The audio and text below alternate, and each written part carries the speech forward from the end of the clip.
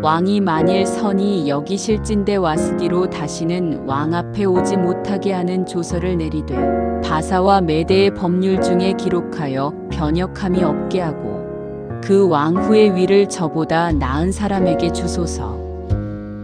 왕의 조서가 이 광대한 전국에 반포되면 귀천을 물어나고 모든 부녀가 그 남편을 존경하리이다. 사랑과 은혜 많으신 주님 감사합니다. 아버지께서 오늘도 하나님의 능력으로 이 성경 공부 자리에 함께 하신 줄 저희도 믿습니다.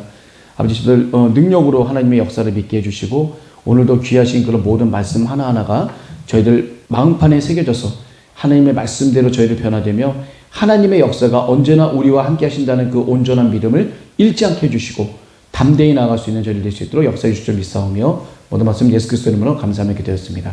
아멘. 감사합니다.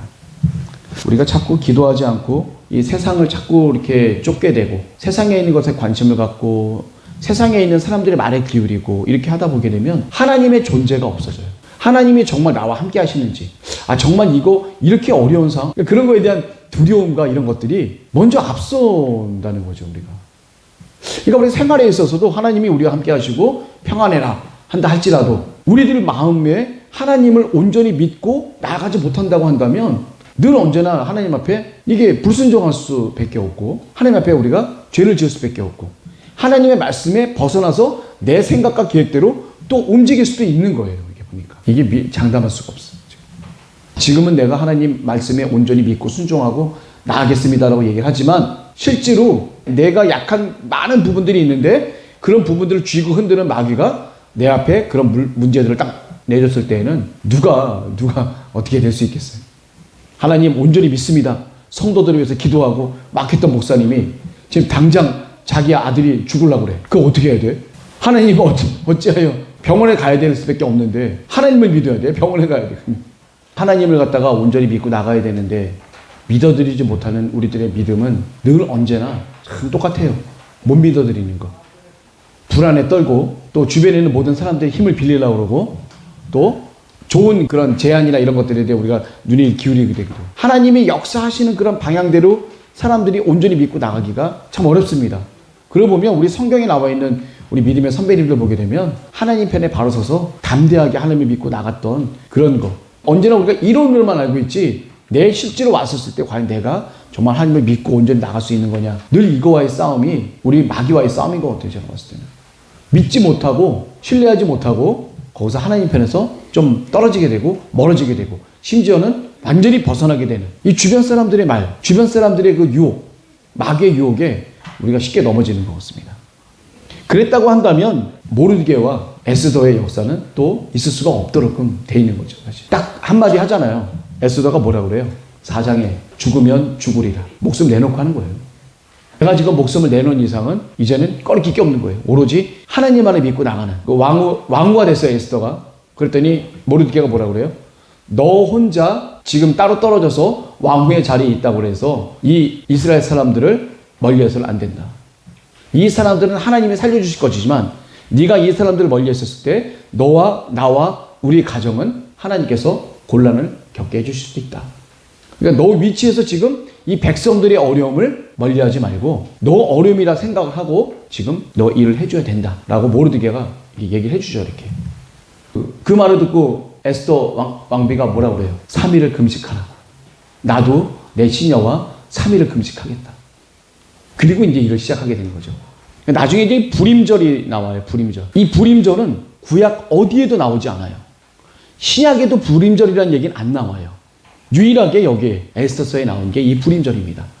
하만으로부터 이스라엘이 속박에서 벗어난 날, 아주 귀한 날을 갖다가 이 불임절의 의미가 나와요. 제가 여기도 썼긴 했는데 이런 모든 것들이 하나님 앞에 하나님을 온전히 믿고 신뢰하고 나아갔던 하나님이라고 표현은 안 했지만 그 사람들의 마음속에는 누굴 믿고 하겠어요? 하나님을 믿고 나갔다는 그런 분명한 그런 의지와 이런 것들이 다 담겨 있기 때문에 이 에스더서가 논란이 많았어요. 사실 하나님이라는 표현도 없고 기독교적인 어떤 그 내용이나 이런 모든 것들이 없어요. 사실은 정황으로 봤을 때 맞는데 이 단어 표현에 있어서는 전혀 없었기 때문에 사실 좀 논란이 많았었지만 이 부분을 실을 수밖에 없었던 것은 모든 정황을 놓고 봤을 때는 하나님께 하는 그런 모든 것일 수밖에 없다. 그리고 하나님의 역사에 안에 있었던 선택받은 민족들이었기 때문에 이건 하나님의 역사다라는 그런 모든 것을 놓고 정경에 채택이 되게 됩니다. 에스더서. 자, 우리 이제 개요를 한번 볼게요. 이 주변 분위기를 한번 보려고 합니다. 에스더서를 우리가 나가려는 그 입장에서 과연 어느 부분인지 한번 보도록 하겠습니다. 여기 한 장짜리 좀 참조해 주시면요. 이 성경은 뭘로 되어 있어요? 파피루스, 두루마리로 보통 되어 있죠. 그러니까 겉모습은. 예. 이게 외형적으로는 보게 되면 파피루스, 이게 덩어리로 두루마리로 되어 있잖아요. 그래서 보게 되면 원래는 에스더의 두루마리 이렇게 원래 표현이 되어 있습니다. 원래 제목은 에스더의 두루마리. 이게 히브리어가 따로 있겠죠. 근데 그걸 낮춰서 이제 우리가 보통 에스더라고 합니다.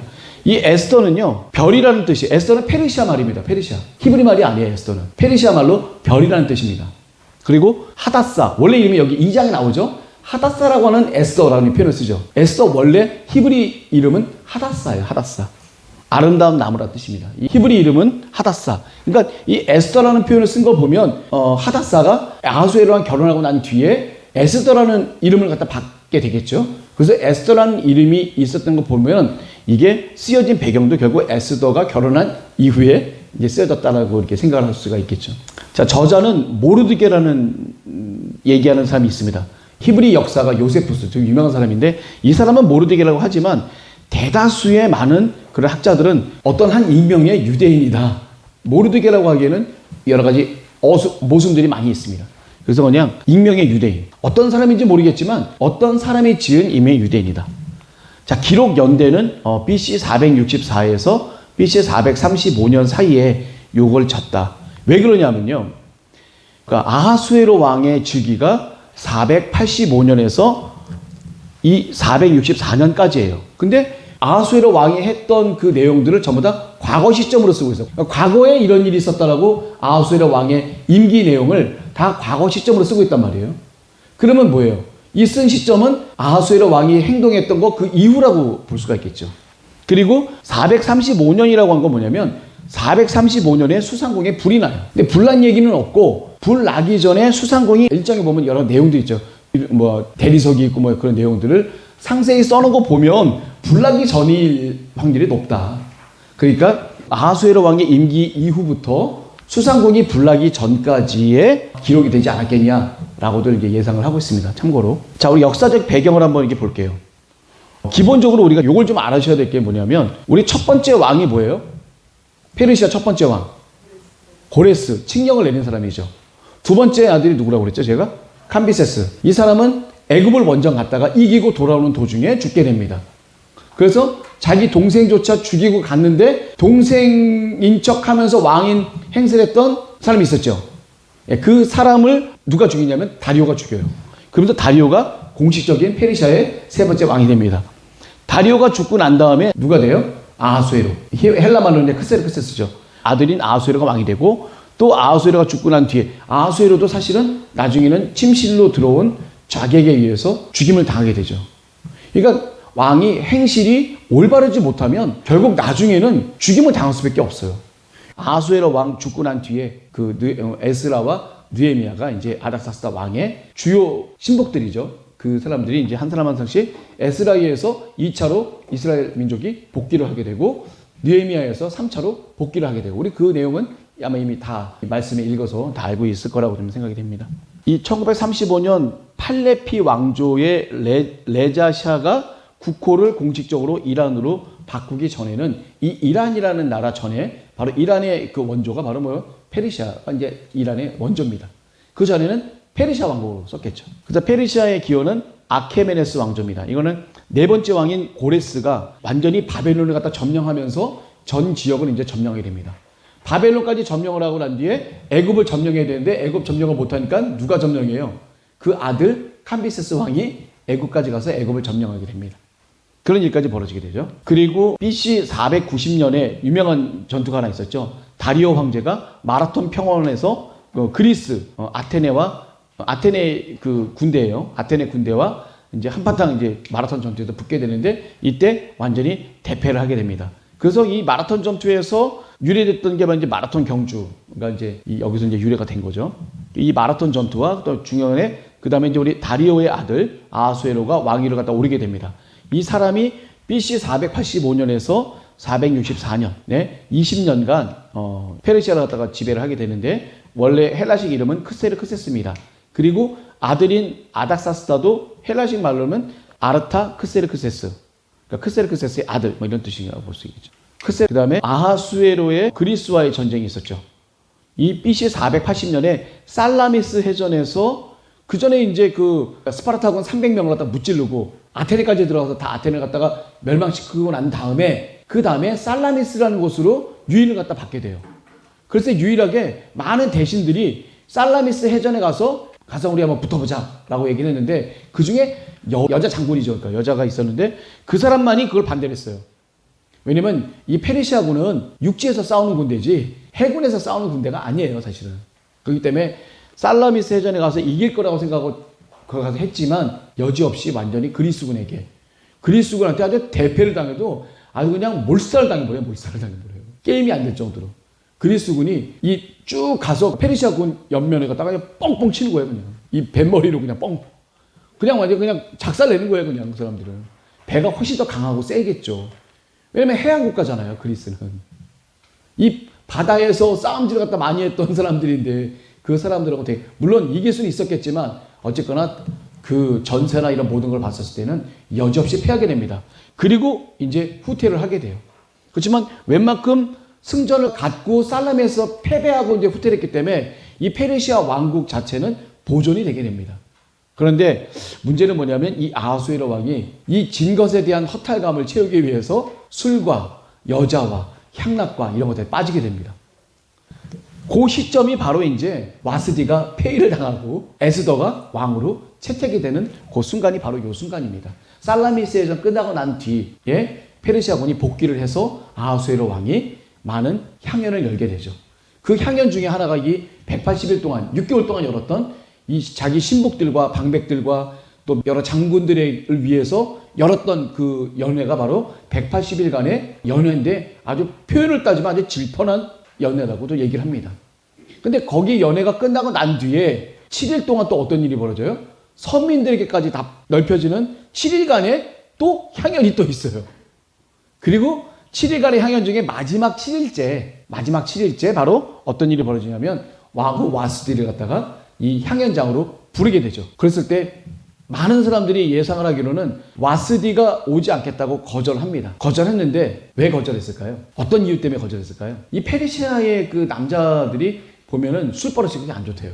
그때 당시에. 이거는 뭐 그 전해져 내려오는 얘기예요. 그 사람들이 앉아서 먹는 술버릇도 어떤 거냐면 잔을 꽉 채워요. 채우면 그걸 한 번에 쫙 먹어야지만 자리에서 일어날 수가 있다는 거예요. 그걸 못 먹고 이렇게 두 번, 세 번에 나눠서 마신 분들은 다시 따라서 한 번에 먹을 때까지 못 일어난다는 거예요. 성경에 표현되는 이 날은 어떻게 돼요? 왕이 그날만큼은 원하는 대로 적게 먹어도 상관없고 많이 먹어도 상관없게 편하게 마셔라 이제 그 된 게 바로 7일간의 그 향연입니다. 그러니까 술을 못 먹어도 자기가 먹을 수 있는 만큼만 먹을 수 있도록끔 자유분방하게, 그러니까 모든 자유롭게 원하게 마실 수 있는 모든 것은 너희들 마음껏 다 해라. 왕궁에 온 이상 너희들은 마음껏 술을 갖다 먹고 마음껏 먹을 거 먹고 너희 원하는 대로 마음대로 해라라고 이게 아하수에로 왕이 모든 향연을 아주 그냥 대차게 베풀죠. 와스디 왕후가 안 나왔잖아요. 예. 초청했는데. 예. 그 성경에 좀 이유가 없어요. 예, 이유가 없죠. 예. 예. 저는 하나님의 섭리 같아요. 섭리죠. 에스더를 왕시키기 예, 당연하죠. 하나님의 섭리입니다. 근데 문제는 뭐냐면요. 왕후 와스디가 안 나오게 된 이유가 뭐냐, 그 대략적인 정서를 따지게 되면 뭐냐면 질펀하게 노는 남자들의 그곳에, 왜냐면 그때 당시도 이 와스디도 여자들을 위해서 파티를 열고 있었어요. 그 왕후 와스디는 놀 게 아니야. 그때는 여자들을 위해서 따로 궁중에서 여자들을 위한 파티를 이 왕후 와스디는 열고 있었단 말이에요. 그런데 180일이 있었던 그 향연에도 부르지도 않고 결국 서민들에까지 온 시민들이 다 모인 이 자리에 맨 마지막 날 와스디를 갖다가 아하수에로 왕이 이만큼 취해갖고 부르게 된 상황이 된 거죠. 제가 여기도 아마 적었을 거예요. 이게 어떻게 보게 되면 그 와스디가 무조건 가야죠, 사실은. 가야 정상인데 그때 당시에 질펀한 그런 남자들이 노는 그런 곳에 어떻게 보게 되면 명령을 거절했다기보다는 본인이 여기 보면 싫어했다는 표현을 쓴 거 보니까 본인이 안 됩니다, 안 가겠습니다라는 보다는 그런 곳에 가기는 좀 그렇습니다라고 하는 본인의 아마 의견을 얘기를 한 것 같은데, 이 술이 이빨 취하신 아하수에로 왕은 어떻게 돼요? 우리 집에도 보면 옛날에 보면 아버지들, 저희 아버님들이 그런 편이었어요. 아버님들 술 취하시면 누구 데리고 오시잖아요. 이게 친척들 있거나 뭐 누구 데리고 오면 딱 보시면 자기 자녀들 중에 뭘 좀 하는 애가 있으면 자랑하고 싶잖아요. 잠 자지도 않으면 또 몰래 자는 척 하잖아요. 애들은 보면. 제가 해봐서 아는데 잠 자지도 않아요. 잠 오지도 않아. 또 나 부를까봐 떨려갖고 잠 오지도 않아. 그런데도 불구하고 아버님들 어떻게 돼요? 이빨이 취하면 뭔가 자랑하고 싶은 거야. 저 같은 경우는 어렸을 때 태권도를 배웠어요. 나와. 태권도에. 해야 돼요. 하고 나면 아저씨들이 돈 좀 주시니까. 어린 광대같이 그냥 태권도를 하고 나면 어르신들이 돈 좀 주는 거 받았다가 이제 하고 나면 이제 판장로 같이 가서 이제 6대4로 나누고 이제. 그랬었었는데 아마 그거 있을걸요? 아마 어르신들이? 술 많이 드시는 어르신들은 그걸 꼭 시켜요. 이렇게 또.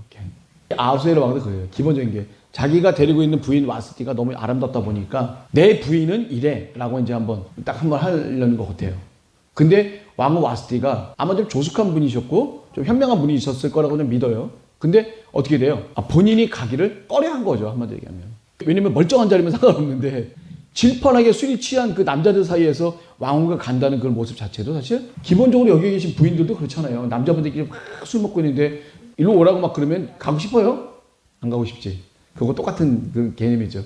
그러니까 아하수에로 왕이 어떻게 보면 왕으로서의 채통을 못 지킨 거예요. 근데 이것조차도 아까 장 훈장님 말씀하신 대로 하나님의 역사가 여기서 벌어졌다. 사실은 왕후 와스디가 자기가 이렇게 한 정도까지만 하더라도 충분히 왕이 이해를 하고 그러면 그 정도 선에서 끝일 수가 있거든요.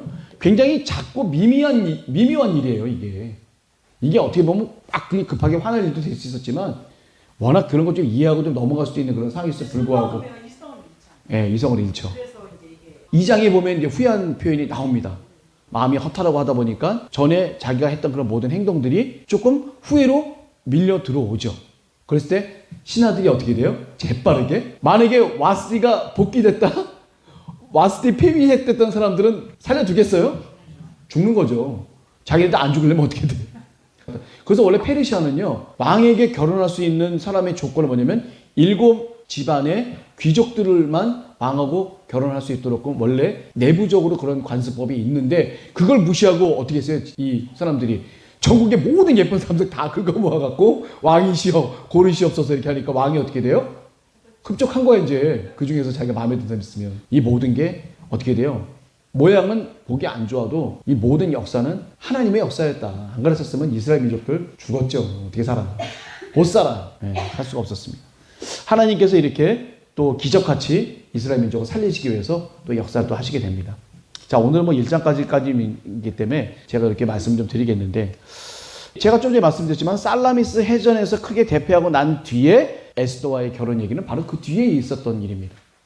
심하게 한번 다치고 왔어요. 그리고 이 페르시아라는 나라가 이제 다시는 그리스라는 나라에게 이제 갈 마음이 없을 정도로 이제 딱 다친 거예요. 이제 그럴 정도로 심하게 부상당하고 다치고 복귀를 한 거예요. 페르시아로. 그러고 난 다음에 어떻게 돼요? 나중에 그리스를 갖다가 전체로 점령한 마게도니아 왕 알렉산더가 다시금 이제 우리 한번 페르시아 한번 가보자. 그 누구 왕 마지막으로 해서 이제 이 페르시아가 그 그리스 군에게 완전히 넘어가게 되죠. 이렇게. 그 나중에 일입니다. 하여튼 이 살라미스 해전을 기점으로 해서 이 페르시아 왕이 다시는 그리스를 침범하는 일이 없게 됐어요. 워낙 크게 당했기 때문에. 자, 그리고 난 다음에 아하수에로의 모든 방백과 신복을 위한 잔치가 1장 3절에 있는 내용이 있었죠. 그 내용이 있게 됩니다. 이 사건은 BC 483년이다. 지금 485년이 기원이란 말이에요. 이제 3년째 되던 해가 BC 483년이라는 얘기가 있어요. 근데 좀 더 이렇게 정확히 따지자 보면 사실은 485년 12월 23일이에요. 그러다 보니까 정월이 아직 안 지났잖아요. 정월이 지난 해로 원년을 보거든요. 사실은 페르시아에서는. 그러면 어떻게 해요? 485년이 아니라 484년이 돼갖고 세 번째 되는 해는 482년이다. 라고 이제 그렇게 하는 게 어떻게 보면 더 정확할 수가 있어요. 근데 이제 평상적으로 485년에서 3년째는 이제 483년이다. 라는 것을 얘기를 하게 되는 거죠. 그래서 이 주흥이 있던 요 시기에 대한 날짜가 BC 483년이다. 왜냐면 이 아하수에로 왕이 시작된 게 BC 485에서 BC 464년에 있었던 그 일이기 때문에 3년째 되는 일은 바로 BC 483년이다. 그래서 본 에스더의 내용, 이 에스더의 이 내용, 1장부터 10장까지의 이 내용은 바로 이 대향연이 있었던 BC 483년과 또 불임절이 시작되는 시점 BC 473년 요 10년간 사이에 있었던 일들을 기록한 게 바로 이 에스더서의 내용이다라고 하는 것을 제가 말씀드리고 싶습니다. 불임절이 이스라엘 민족이 살려지게 되는 불임이 뭐예요? 원래 아람어로 푸림, 그게 주사위 아니면 제비뽑기. 이 하만이라는 사람이 제비뽑기를 통해서 이스라엘 민족을 갖다가 언제 멸망할지를 갖다가 이제 하게 되는 게 유래가 돼서 이 불임절이 이렇게 여기 되어 있습니다. 자, 이제 아하수에로의 성대한 잔치가 즉위한 지 3년째 483년도에 이제 있게 되는 거죠. 자, 인도에서부터 구스까지 127도를 치리한 그런 왕입니다. 자, 그리고 수상궁에서 즉위를 갖다 하게 되고요. 그 다음에 아하수에로 즉위는 BC 485년에 12월 23일에 즉위를 갖다가 정확히 하게 됩니다. 그리고 성대한 잔치가 벌어지게 된 것은 어떻게 보게 되면 이제 앞으로 그리스와의 그 전쟁을 준비하는 거죠.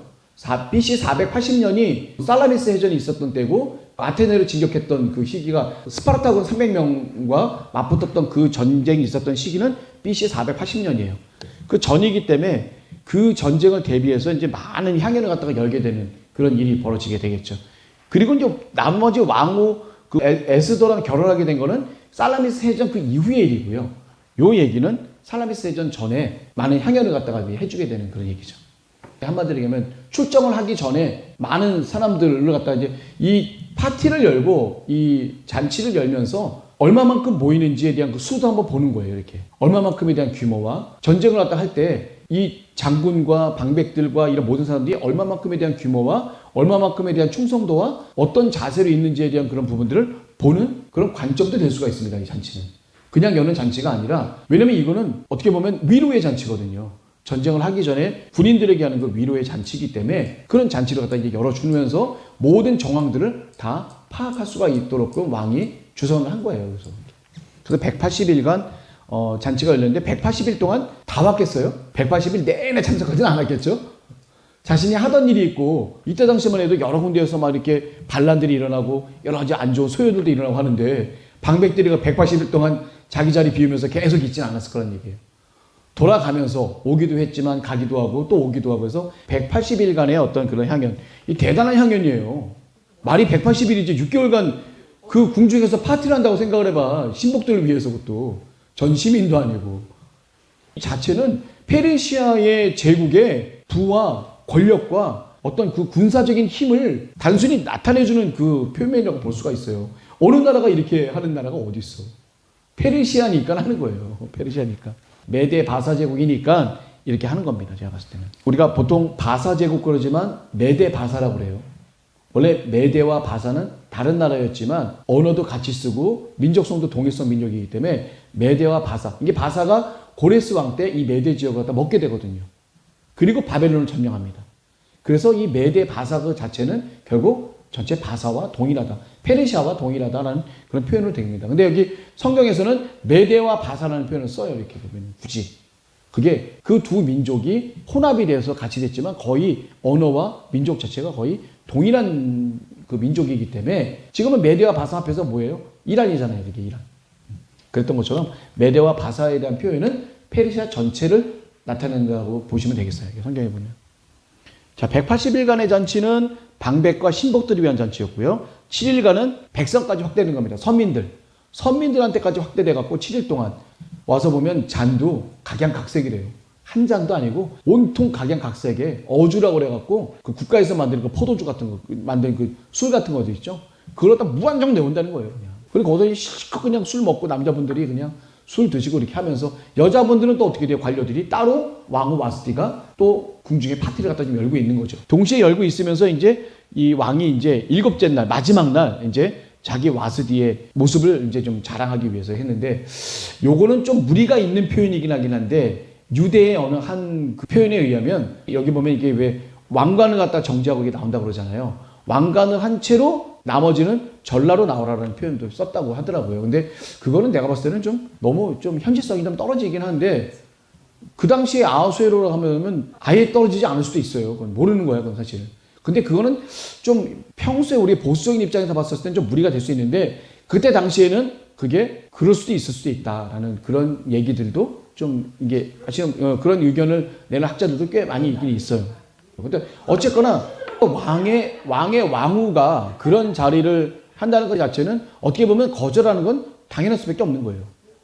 그거에 대한 전반적인 그 증거가 2장에 나옵니다. 바로 이 어떻게 돼요? 이 아하수에로가 다시 돌아보니까 자기가 좀 잘못한 것 같은 그런 느낌의 그 표현을 갖다가 지금 2장에 나와 있어요. 그러다가 신복들이 바로 들러붙어 갖고 어떻게 돼요? 폐위시켰던 신복들이 어떻게 돼요? 바로 들러붙어 갖고 새로운 왕비를 갖다가 얻을 것을 이렇게 적극 권유를 하게 되죠. 그러니까 제가 보면 이때 술 기운에 우리 아하수에로 왕이 완전히 잘못한 거는 분명합니다. 여기 보면 루디아라는 곳의 왕 칸타울레스라는 사람이 자신의 아내의 미모를 과시하려는 분별 없는 욕망으로 인해서 마침내 왕좌와 생명까지도 상실하는 비참한 결과를 맞이했다. 이게 어떤 거냐면 칸타울레스라는 왕이 있었었는데 그 신하에게 자신의 부인을 갖다 보여주는 거예요. 근데 보여주는 그 장면이 침실이었기 때문에 침실의 여인이 그 왕비가 그 옷을 갈아입고 하는 모습까지 이 사람이 본 거야. 그러니까 이 왕비가 화가 난 거지. 그리고 그 사람을 불러요. 너 여기서 죽을래? 아니면 네가 저 왕을 죽이고 나와 이 왕국을 같이 통치할래? 왕비가 그래요. 명령을 해요. 얘기를 합니다. 그래서 이 사람이 어떻게 돼요? 지금 죽으나 왕 죽이다 죽으나 똑같은 건데 당연히 왕을 죽이고 그 왕비와 같이 그래서 여기 나와 있는 거예요. 여기 한번 그 인터넷 찾아보시면 될 거예요. 루디아 왕 칸타울레스. 이게 자료를 찾아보시게 되면 루디아의 지역에 있는 그 왕의 칸타울레스라는 사람이 있는데 그 왕 칸타울레스가 자신의 아내의 미모를 과시하려고 이렇게 분별 없는 욕망으로 인하여 자신의 왕좌와 생명, 자신의 왕권과 생명까지도 잃게 되는 그런 일들이 실적으로 벌어졌다. 이 얘기를 갖다 제가 쓴 건 뭐냐면 이 아하수에로 왕 이 자체의 모든 행동은 분별 없는 행동이었다. 아무리 그래도 그렇지 선을 넘는 행동을 왕이 좀 했었다. 근데 어떻게 보면 이때 페르시아의 왕이 사실 뭐 무서울 게 뭐가 있어요. 사실. 모든 걸 다 갖고 있었었는데 사실 언제든지 왕후는 가릴 수 있는. 근데 이렇게 생각하는 것 자체가 이렇게 생각하고 마음대로 행동하는 이 생각 자체가 결국 자신의 삶을 이 왕비한테 죽임을 당하지 않더라도 이 삶의 자체가 왕비한테만 이런 행동을 했겠어요? 자기 주변에 있는 모든 신복들에게 이런 식으로 행동을 했을 거 아니에요. 그러면 주변에 있는 신복들이 어떻게 돼요? 많은 스트레스가 쌓이돼서 결국 이 아하수에로 왕을 제거하려는 욕망이 생기는 많은 신하들이 있었을 거란 얘기죠.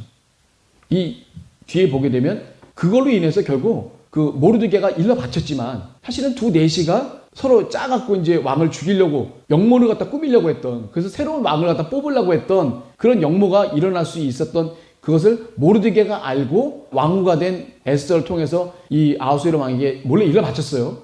그래서 그게 다 탄로가 나갖고 그 사람 다 죽습니다. 그럴 정도로 이미 아하수에로 왕은 이 신하들에게 있어서는 많은 부분에 있어서 신뢰를 잃고 있는 그런 상이었다는 것은 알 수가 있겠죠.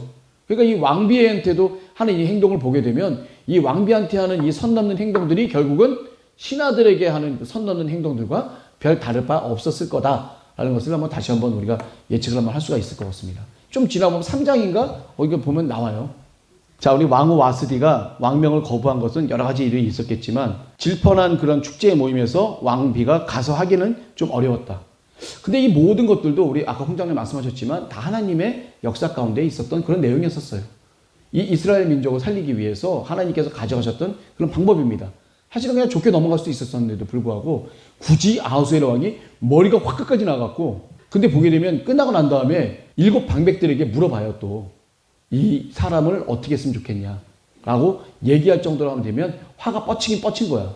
왜냐면 왕의 말을 듣지 않았다는 것이 되게 어떻게 보면 왕의 권위가 떨어진 걸일 수도 있거든요.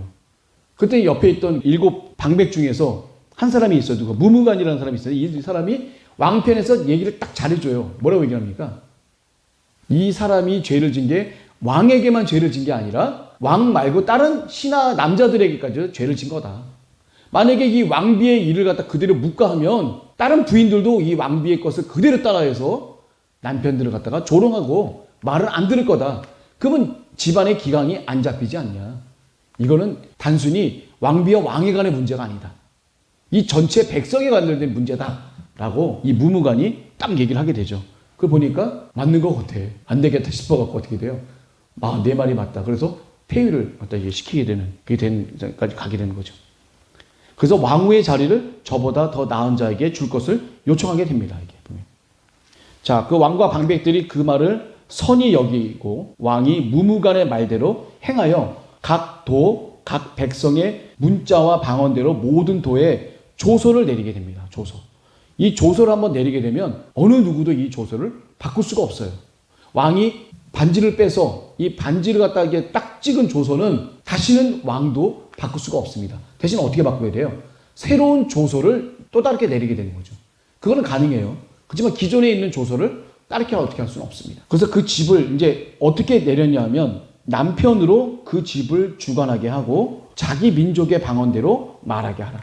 이때 당시에 페르시아에는 온갖 인종들이 다 모인 유나이티드 스테이츠 페르시아 아메리카가 아니라 USP라고 봐야 되나? USA가 아니라 USP 유나이티드 스테이츠 오브 페르시아라고 보면 되겠습니다. 제가 봤을 때. 많은 사람들의 인종이 얼마나 많았겠어요, 페르시아. 그 방대한 국가, 이 애굽에서부터 인도에까지 서쪽 파키스탄이죠. 그 지역에 이 넓은 광활한 지역에 얼마나 많은 민족들이 오갔겠냐고요. 그러니 다민족이지, 다민족 한마디로. 가정이 딱 합치게 되면 똑같은 민족이 합친다는 보장이 없습니다. 그때 누구 말을 갖다가 쓴다는 거예요? 그 가정의 말을. 아버지가 쓰는 민족의 말을 거기 가정에서 쓰게 하겠다는 얘기예요. 어머니만 쓰지 말라는 얘기예요. 그리고 아버지가 그 가정의 주관이 되게 해라 라고 법령을 제정하면서 이렇게 하게 되는데, 이게 단순히 와스디를 갖다가 폐위시키는 그러려는 이 사람들이 잘못된 면만 갖고 이렇게 하는 경우도 있겠지만, 그 안에 들어가게 되면 또 많은 이해관계가 얽혀 있겠죠. 그죠? 왕후 와스디의 반대 세력일 수도 있어요. 왕후 와스디의 반대 세력 되는 사람들이 왕후 와스디의 팔을 갖다 무너뜨려 버리고 새롭게 이제 자기네들이 이제 일어서려고 하는 그런 여러 가지 그런 물밑 작업들도 있을 수 있다. 1차적으로는 왕후 와스디가 왕명을 거절했기 때문에 잘못한 거예요. 그리고 이제는 남자들의 위상을 높이 세우고 왕의 위상을 높이 세워서 이제는 조서를 꾸며서 이거를 질서를 잡아야 된다. 다시는 왕비가 왕의 이 명령을 거절하지 못하도록 분명히 질서를 잡아야 된다라고 백성들이 얘기를 하면서 조서를 갖다 꾸미게 되죠. 이걸 이제 곧 이제 후회를 하게 됩니다. 이제 왕은. 그러면서 새로운 왕비 에스더가 이제 출현을 갖다 하게 되죠. 이 모든 게 다 하나님의 역사 안에 들어있다고 볼 수가 있겠죠. 에스더 왕비가 없었다고 한다면 그 날에 정확히 죽을 수밖에 없는, 언제죠 그게? 아달월 13일인가? 죽음을 당하도록 조서가 꾸면서 내려갔잖아요. 그래서 불임절이 12월 13일 그 하루는 에스더와 그 모르드게가 금식을 하고 시작을 했잖아요. 했던 것처럼 그 13일 날은 금식을 합니다. 그 14일 날 15일 날은 이 세상에서 가장 기쁜 날이 되는 거야.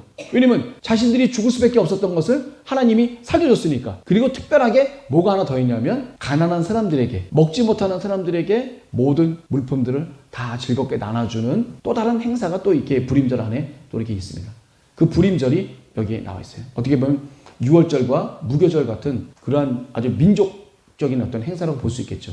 근데 이 불임절은 어떻게 보면 이때만 딱 있었기 때문에 구약 어디에도 나와 있지 않고, 사실은 이 신약에도 이 불임절에 대해서는 언급이 된 곳이 한 군데도 없습니다. 왜냐하면 신약에서 주로 나타내는 절기는 언제예요? 6월절이나 77절이나 아니면 초막절 뭐 이런 것이 있잖아요. 성전으로 올라오게 되는 유명한 3대 절기 외에는 사실은 그 밖에 절기는 잘 언급을 안 했기 때문에 이 불임절까지 이렇게 언급이 되지는 않았을 거다라고 얘기를 해서 이 신약에도 어디에도 이 불임절이 언급이 된 곳은 없는 것 같아요. 자, 이렇게 해서 이제 이 7명의 방백을 통해서 이 와스디가 이제 폐위를 하게 됩니다. 이게 바로 첫 번째 하나님의 역사가 이제 시작이 된 거라고 볼 수가 있어요. 왕비가 폐위가 될 것 같지가 않았어요. 너무나도 아름답고 우아하고 또 왕비로서의 자격 모든 걸 다 갖춘 것 같은데, 이런 어떤 극단적인 사건이 일지 않는다고 한다면 사실은 왕비가 폐위될 수가 없다. 왕비가 폐위되지 않으면 에스더도 왕비로 간택이 될 수가 없는 거죠. 이 역사부터 사실은 하나님의 역사가 시작됐다고 볼 수가 있습니다. 우리가 매일매일 어떤 일을 진행하고 어떤 사건이 발생하고 하는 거지만 우리는 우연이라고 생각하는 그런 사건이 사실은 뒤에 가서 우리를 갖다가 좋은 곳으로 선한 곳으로 인도하려는 하나님의 역사의 시작이라고 볼 수가 있습니다. 우리가 실망할 필요도 없어요. 그렇다고 너무 좋아서 감사하고 물론 감사해야죠. 그거에 그냥 이성을 잃을 필요가 없다는 얘기예요. 내 얘기는. 이 모든 것이 하나님의 뜻과 역사대로 간다. 하나님의 뜻과 역사는 뭐예요? 우리의 영혼이 하나님 나라로 인도하는 것에 모든 초점이 다 맞춰져 있는데 그것의 모든 것의 역할의 하나의 일이라고 볼 수가 있습니다. 지금 내 눈에 당장 보이는 거는 내가 원하고 내가 만족할 만한 그게 아니라 오히려 내가 자폭하고 정말 눈물을 흘릴 만한 상황밖에 될 수가 없는데 사실은 그 상황이 어떻게 보게 되면 내가 축복을 받고 하나님의 길로 인도하는 아주 밑거름이 될 수 있는 아주 중요한 일이 될 수도 있다는 것을 우리가 잊지 말아야 돼요. 그러니까 실망하지도 마세요. 우리가 괴로워할 필요도 없는 거예요. 이것도 하나님의 뜻이다 생각하고 달게 그 순간을 믿고 오히려 하나님 이 상황을 주신 거 너무나도 고맙고 감사합니다. 더 감사할 만한 조건을 우리가 손영원 목사님처럼 하나님께 영광을 드렸을 때 하나님이 우리들의 마음을 받아서 기뻐 영광 받으실 거라고 믿습니다. 이 왕후 와스디의 폐위를 갖다 보면서 저도 그 생각을 했어요. 우리가 급박한 상황이 되고 어려운 상황이 되고 어떤 희한한 상황이 되더라 할지라도 이런 상황들은 하나님께서 우리를 선한 길로 인도하시는데 밑거름을 쓰시는 하나의 재료이다. 하나님 고맙고 감사합니다 라고 우리가 하나님께 영광을 드리는 바로 그 마음이 하나님께 드리는 우리의 가장 큰 영광일 것 같아요. 제가 이번에는 좀 1장밖에 못 나갔습니다만 우리 짧게 우리 왕후 와스디의 폐위 그리고 아하수에로 왕의 무절제한 이런 행동으로 인해서 하나님의 역사가 새롭게 시작됐습니다. 이런 역사를 보시고 우리에게도 역사하시는 하나님의 역사를 정말 눈여겨봐야 될 것 같아요. 그냥 하루하루 그냥 무의미 없이 지나가지 말고 나에게 벌어지는 요거 하나 조그만 거 하나하나라도 하나님께 영광이 될 만한 것들은 전부 다 하나님께 감사를 드릴 수 있는 우리가 되길 바라시면서 제가 오늘 에스더 첫 번째 파트입니다. 오늘 이 모든 공부 과정을 마치도록 하고요. 여러분들께 감사의 말씀 드리겠습니다. 감사합니다.